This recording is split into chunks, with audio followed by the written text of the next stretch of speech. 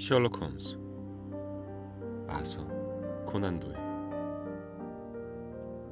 네 사람의 서명. 해답을 찾아서. 5시 반이 지나자 홈즈가 돌아왔다. 그는 밝고 활기가 넘쳤다. 지독한 우울증의 발작 뒤에는 항상 이렇게 고양된 상태가 찾아왔다. 이 사건을 해결하는데 큰 문제는 없는 것 같네. 홈즈는 내가 따라준 차를 홀짝홀짝 마시며 말했다. 사실을 종합해보면 가능성은 단 한 가지밖에 없어. 뭐라고? 차는 벌써 문제를 해결했다는 말인가? 글쎄, 그렇게 말한다면 좀 지나친 거고. 나는 그럴듯한 사실을 찾아냈네. 그뿐이야. 하지만 대단히 가능성이 높다네. 물론 자세한 내용은 채워 넣어야겠지. 나는 타임스의 기사처를 찾아보고 어퍼노우드에 거주하는 봄베이 34 보병 연대 출신인 숄토 소령이 1882년 4월 28일에 사망했다는 사실을 알아냈네.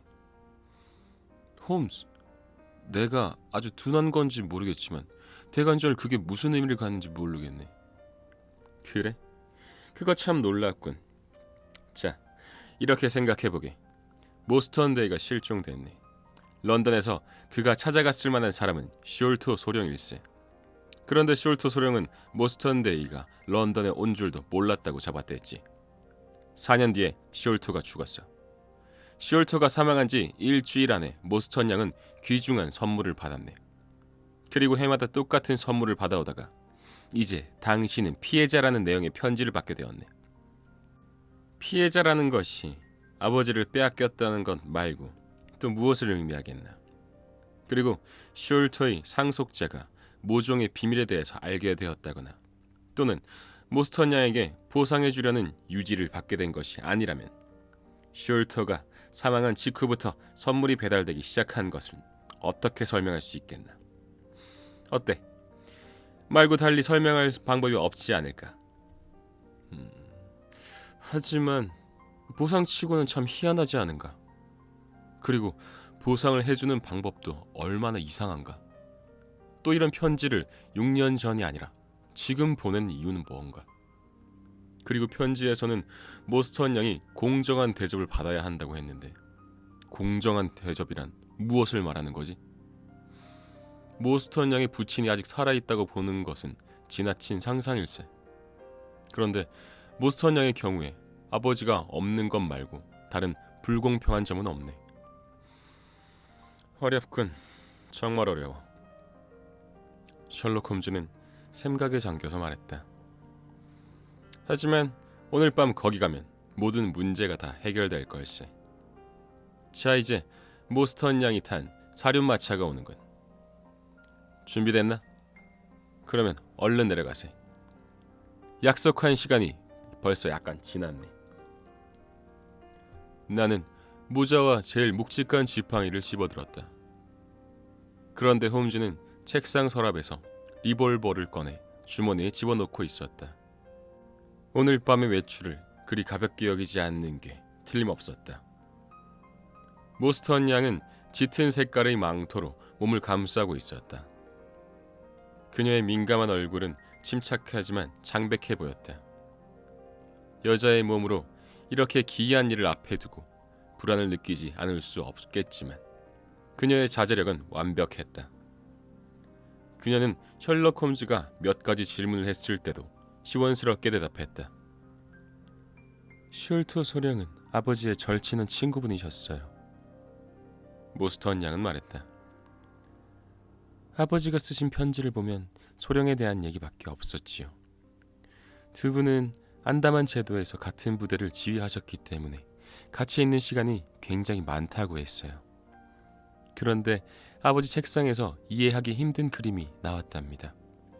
저는 그게 중요한 거라고 생각하진 않지만 그래도 홈즈 선생님이 보고 싶어 하실 것 같아서 가져왔어요. 이거예요. 홈즈는 종이를 조심스럽게 펴서 무릎에 펼쳐놓았다. 그리고 이중 렌즈로 요모조모 찬찬히 살펴보았다. 그가 말했다. 인도산 종이입니다. 한동안 벽에 붙여놓은 적이 있군요. 종이의 그림은 수많은 홀과 복도, 출입구들이 있는 거대한 건물의 일부를 그린 도면처럼 보입니다. 한 군데는 붉은 잉크로 작은 십자가 표시가 되어 있고 그 위에 색바른 연필 글씨로 왼쪽에서 3.37이라고 씌워져 있습니다. 왼쪽 귀퉁이에는 십자가 4개를 연달아 붙여놓은 듯한 묘한 표시가 있군요. 그 옆에는 갈겨 쓴 글씨로 4사람의 서명, 조너선 스몰, 마호메트 싱, 압둘라 칸, 도스트 아크바르라고 쓰여져 있습니다. 그래요. 솔직히 말하면 이 도면이 사건과 무슨 관련이 있는지 잘 모르겠군요. 하지만 이건 중요한 문서임에 틀림없습니다. 앞뒷면이 다 깨끗한 걸 보니 지갑 속에 소중하게 보관되어 왔군요. 네, 그건 아버지의 지갑 속에 들어 있었어요. 그렇다면 모스턴 양, 잘 보관해 두십시오. 앞으로 필요할 때가 있을지 모르니까요. 이 사건은 처음에 생각했던 것과 달리 좀 더 복잡 미묘한 사건일지도 모르겠습니다. 생각을 다시 해봐야겠습니다. 홈즈는 좌석에 몸을 기댔다. 그는 생각에 골몰할 때 의뢰 그렇듯 이마를 찌푸리고 있었고 눈은 텅 빈 듯했다. 모스턴 양과 나는 앞으로의 일에 대해 낮은 목소리로 이야기를 주고받았지만 홈즈는 목적지에 도착할 때까지 입을 굳게 다물고 있었다. 때는 9월 저녁이었고 아직 7시도 되기 전이었지만 날씨는 음울하고 도시 전체가 짙은 안개로 뒤덮여 있었다. 서글픈 흑빛 구름이 질척거리는 도시를 이불처럼 덮고 있었다. 스트랜드가의 가로등은 흑투성이 포장 도로 위로 뿌연 얼룩처럼 보이는 둥근 빛으로 던졌다. 상점 창문에서는 노란 불빛이 흘러나와 희뿌연 대기를 물들이며 복잡한 거리에 흐린 빛을 퍼뜨렸다. 그 불빛 속을 유령처럼 스쳐가는 사람들의 끝없는 행렬이 내 눈에는 다소 괴기스럽게 보였다. 슬픈 얼굴, 기쁜 얼굴, 여윈 얼굴, 명랑한 얼굴들. 모두가 다 그렇듯이 어둠에서는 빛으로 그리고 다시 어둠으로 휙휙 나아갔다. 나는 본디 감상적인 인간은 아니지만 우리가 말려든 이 사건에다 우중충하고 서글픈 저녁 풍경으로 인해 마음이 불안하고 우울해졌다. 나는 모스턴 양의 표정을 보고 그녀 또한 나와 똑같은 감정을 느끼고 있다는 사실을 알 수 있었다. 홈즈만이 사소한 것들의 영향에서 벗어나 있었다. 그는 무릎에 노트를 펼쳐놓고 휴대용 랜턴 불빛에 의지해서 때때로 메모를 끼적거렸다. 라움 극장에 도착하니 양쪽 출입구에는 이미 사람들이 빽빽히 몰려 있었다. 극장 앞에는 이륜마차와 사륜마차들이 끊임없이 밀려와 정장을 입은 남자들과 쇼를 들고 다이아몬드로 치장한 여인들을 부려놓고 있었다. 접선을 위해 세 번째 기둥을 향해 다가가는데 마부복장에 얼굴이 갈색으로 그을은 자그마하고 민첩한 사나이가 다가왔다. 모스턴 양과 함께 온 분들입니까? 사내가 물었다. 제가 모스턴이고 이쪽이 두 신사분은 제 친구입니다. 그녀가 말했다. 사내는 미심쩍은 듯 날카로운 눈초리를 우리에게 던졌다. 실례합니다만 사내는 고집스러운 태도로 말했다. 숙녀분께서는 이 두 친구분이 경찰이 아니라고 맹세하실 수 있겠습니까? 맹세해요. 모스턴 양이 대답했다.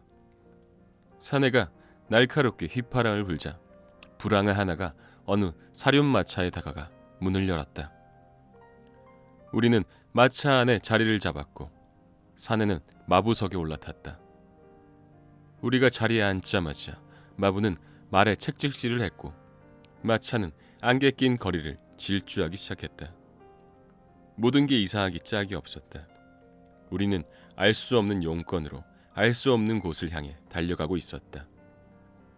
우리를 초대한 것은 완전히 장난일 수도 있지만 그럴 가능성은 적었고, 우리는 어떤 중요한 일이 기다리고 있으리라고 믿을 만한 충분한 근거가 있었다. 모스턴 양의 태도는 여느 때와 다름없이 의연하고 침착했다. 나는 아프가니스탄에서 겪은 모험에 대한 얘기로 그녀를 즐겁게 해주려 했었다. 하지만 솔직히 말해서 나 자신이 우리가 처한 상황과 지금 가는 곳에 대한 궁금증으로 흥분해 있는 상태였으므로 내 이야기는 약간 헷갈렸다. 모스턴 양은 나중에 내가 밤중에 텐트 속으로 소총이 들어온 걸 보고 이연발총을 쏜 인상적인 일화를 얘기해 주었다고 확고한 어조로 안심시켜 주었다. 처음에 나는 마차가 어디를 달리고 있는지 알고 있었다. 그러나 마차의 속도와 안개, 런던의 지리에 대한 나의 협소한 지식 때문에 방향 감각을 잃어버렸고, 우리가 아주 멀리 가고 있다는 것 외에는 알 수 없게 되어버렸다. 그러나 셜록 홈즈는 전혀 당황하지 않고 마차가 광장을 지나 꼬불거리는 골목으로 들고 날 때마다 그곳 이름을 말해주었다. 로체스터가, 여기는 빈센트 광장. 자, 이제는 복수올 브릿지로가 나옵니다. 지금은 서리 방면으로 향하고 있군요. 아, 그럴 줄 알았지. 우리는 지금 다리를 건너고 있습니다. 창밖으로 강이 보일 겁니다. 정말 창밖으로 템스강이 지나가고 있었다. 넓고 고요한 강물 위로 가로등 불빛이 빛났다. 마차는 쉬지 않고 달려가 곧 강 건너편에 미로 같은 거리로 접어들었다.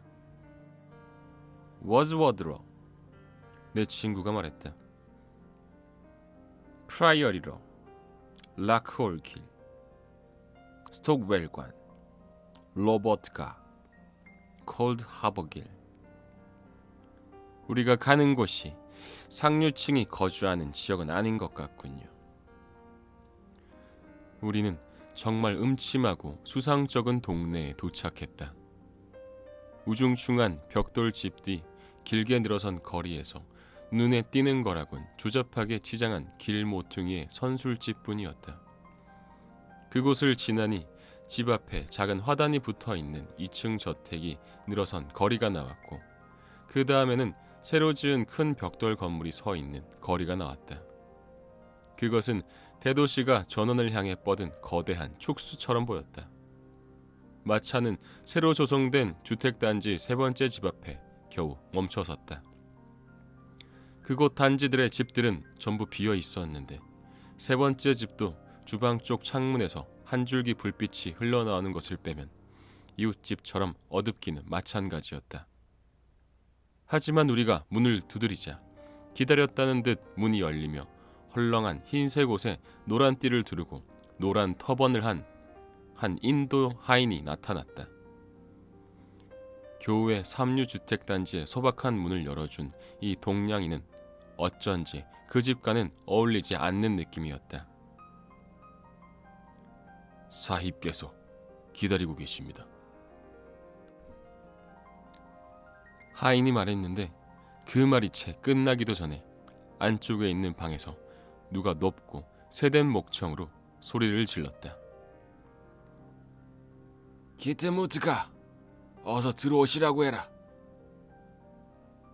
안에 있는 사내가 말했다. 안으로 곧장 모셔라.